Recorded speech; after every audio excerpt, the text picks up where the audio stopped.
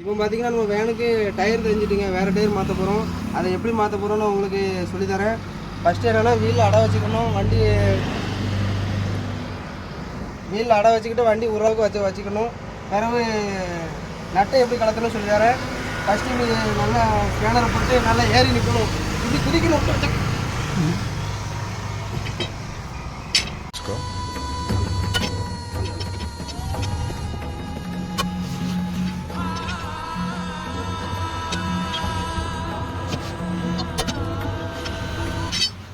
முக்கியமான விஷயம் என்னென்னா ஜாக்கி வைக்கிறதாங்க. ஜாக்கி வந்து எப்படி மட்டமாக இருக்கணும், ஏறி இறங்கி இருக்கக்கூடாது.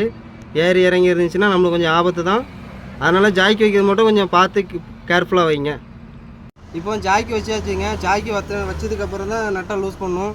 இப்படி எல்லா நட்டையும் கலத்தினதுக்கப்புறம் என்னென்னா டயரை உருவி எடுக்க வேண்டியதான். நட்டை லூஸ் பண்ணியாச்சு, அவ்வளோதான். டயரை உருவி எடுத்தாச்சு.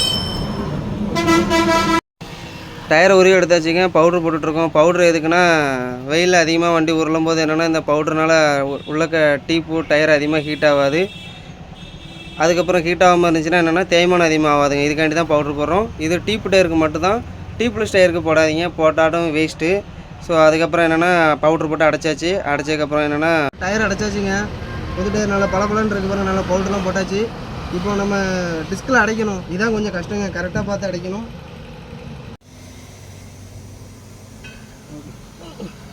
ஓகே, டிஸ்கில் அடைச்சாச்சு.